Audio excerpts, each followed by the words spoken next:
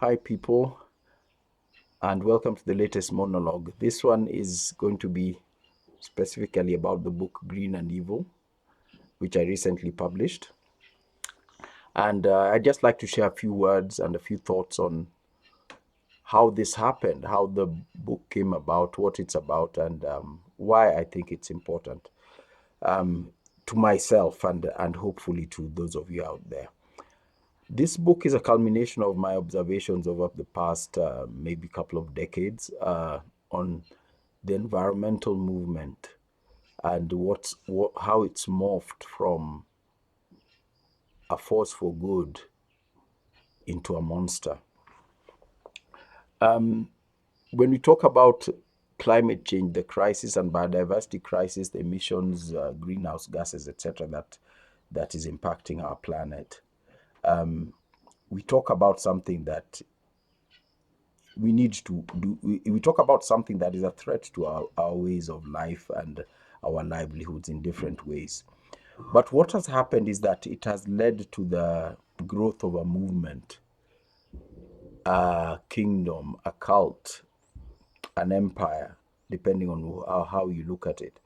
And this is what the title Green and Evil refers to. It's a green empire, and it is evil through and through. Now, the the description of empire is a complex one because I'd like to I'd like to describe it first of all as a pyramid scheme. We all know the sort of basic pyramid schemes that we've been familiar with, the ones by Ponzi way back in the US, more recently Bernie Madoff. We've had smaller local ones in Kenya, and I'm sure in many other parts of the world. And they typically collapse quickly because they promise returns, and eventually the people investing are outnumbered by those who are demanding their returns and entitled to returns. So it collapses like that. Now, that process usually takes months or years, depending on the number of people involved and the complexity. No, usually months. Actually, it ranges from weeks to months. Now, let's think global, because we were talking about Ponzi schemes run by individuals. If we talk about a global Ponzi scheme involving hundreds of countries, the UN, hundreds of conservation organizations, millions of individuals, and trillions of dollars. That is something for it to collapse, it takes something pretty catastrophic because its sort of resilience is in its complexity, but it is just as immoral as the one run by Bernie Madoff or whoever. The worst thing about this one is that because there's trillions of dollars, because there's millions of people, it can inspire violence, and it has inspired violence. How many people have been killed or displaced in the course of conservation over the last decades? We know it's thousands. It's thousands. And the fact is that we've created a sort of circumstance where it is seen as being done for the moral good. You are displacing those pastoralists, but it's for the greater good. You are shooting dead people, but it's for the greater good. And that is the worst thing. The second thing I'd like to mention is that I'm from the conservation science arena professionally. We have become prostitutes and slaves, conservation scientists. Conservation science is prostitution now, because we went out there, appealed for funding, begging for money left, right, and center. And who came up with the funding? Industrialists, capitalists, billionaires, those who are destroying our planet, or those who are most responsible for the destruction of our planet. So we now have a situation where we are funded to solve a problem by the people who are causing the problem. And the result of, and the scientific or academic profession Depends on merit is erroneously awarded on publication, numbers of scientific publications you come up with. Um, Not necessarily the content, because people don't get to read them anyway. They're hidden behind paywalls, and their knowledge is fragmented into such tiny technical minutiae that the general public can't even understand it. So they're useless. I mean, make no mistake about that. Scientific publications right now are useless to the world as we know it. Um, in the conservation field, I should say, I cannot speak about other scientific fields because I don't know enough about them.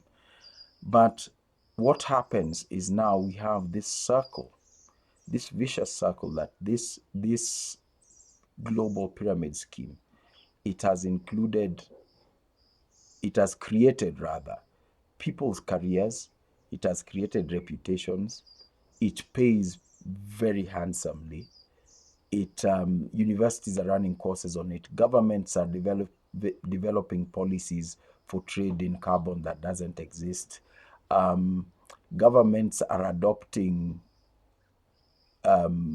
fictitious figures for reparations that are due from pollution, rather than concentrating on maintaining their own environment. You hear the comedy of at the COP meetings of people talking, the global south is owed X trillions of dollars by the West, by Europe or the Americas, and this kind of thing. And this is rubbish. Those figures being owed are completely meaningless because they're never going to be paid. They're never going to be actualized in the policies those countries have towards us, because they don't care about us. I repeat that they do not care about us. If people who never paid for the hundreds of thousands of our ancestors, slaves, people's brothers, sisters, mothers, whatever, taken from our shores, some killed in the process, and taken and enslaved across the oceans. If not a penny has been paid for that, how stupid must one be to assume that these countries will pay for pollution? No. And what I'm saying is that the empire, green and evil, refers to an empire. Someone has hatched onto the idea that the environmental crisis, which is real, can be used to ensure that Africa and the global south does not develop. And it is if you break it down to very basic quanta, it is, someone has realized that in the West has realized that they can stay dirty as long as they keep forcing Africa to take showers on their behalf. Or they can, if you go back to the medieval days, they can continue misbehaving like the child of a noble, because there's a whipping boy to be whipped for everything he does. And that's us in the global south. And the sooner we realize this, the better. The One of the most powerful tools in the green and evil empire is the use of esoteric, meaningless, and complexity and complex terms to describe what is basically bullshit. So the vast majority of the population feels they have questions, but they don't want to look dumb. They don't want to ask, because it seems like someone else understands, and they don't want to look dumb. And you can think this is not a problem, but it's very effective, especially with presidents and heads of state or important people. Which president in the world today wants to stand up on a podium and say, I do not understand what carbon credits are? He would stand up and say that in the UN. Other presidents would laugh, yet none of them understand either. And that's the audacity of it. Presenting bullshit at the highest levels, couched in the florid language, people dressed in sharp suits and in very luxurious and important forums. So no one wants to speak up. And once they capture once they capture the stupidity of heads of state at that highest level, like at the UN, it trickles down into every respective country. Speaking for Kenya, I can tell you that once something has been said by our president, the ministries follow suit, the parastatals follow suit.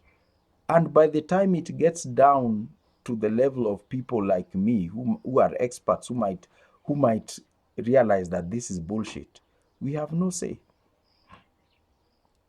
And so the fraudulent juggernaut rolls on.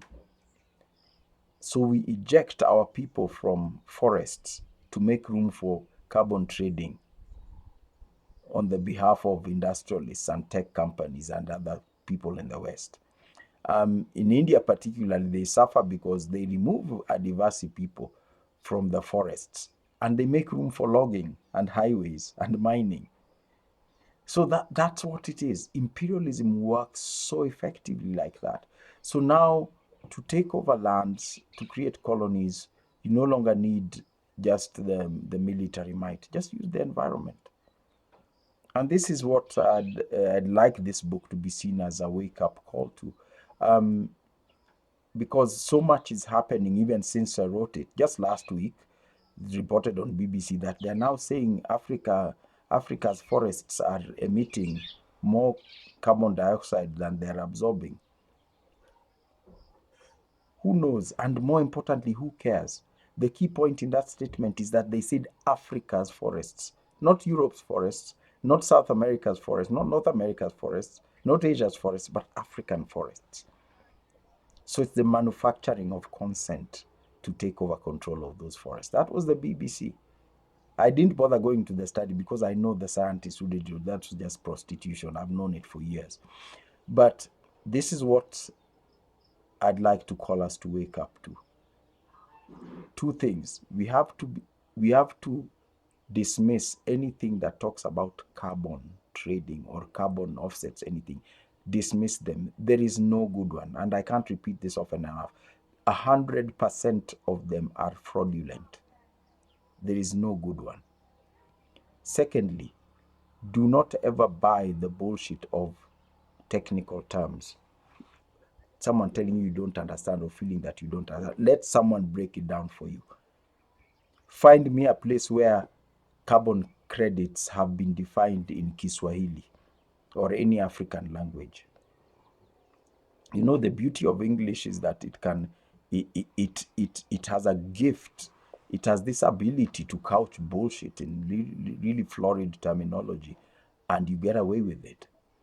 Show me a description of these things in Kiswahili, Xhosa, Luo, Kikuyu, Lingala, whatever African languages. That's because our languages do not have that capacity for bullshit. So you need to be aware of that. It's all fraudulent. Secondly, we need to be aware that environment is local. What I'm doing here maintains the environment here. And it is good for me, it's good for the biodiversity here, good for my children. The environment here is none of the business of anyone in Europe. Let them clean up their act. Let everyone take his or her own shower. No one is cleaning up on behalf of anyone else, because that is the basis of injustice and colonialism. And there are a lot more details using specific examples.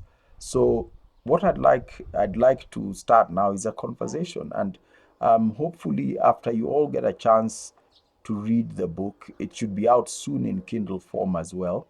It's still available only in paperback. But once you get a chance to read this book, let's keep the conversation going. This is just a starter. This is not exhaustive. Let's keep this conversation going. Let's talk to each other. Those of you who read the book, spread the message. Let it change your behavior. Don't just read it and put it back on the shelf, because that is never what I intended of it. And I certainly don't expect to write any other book like that again, because simply I don't expect that I'll have the energy to do that again. It's what I've written about my observations in my most energetic and active years, and that's certainly not going to happen again in this lifetime. But I look forward to the conversations that grow from this book, and hopefully it gains freedom, intellectual freedom, freedom for our people, intellectual freedom, actual freedom on the ground, and freedom from injustice. Enjoy the book, and I look forward to hearing back from all of you. Thank you.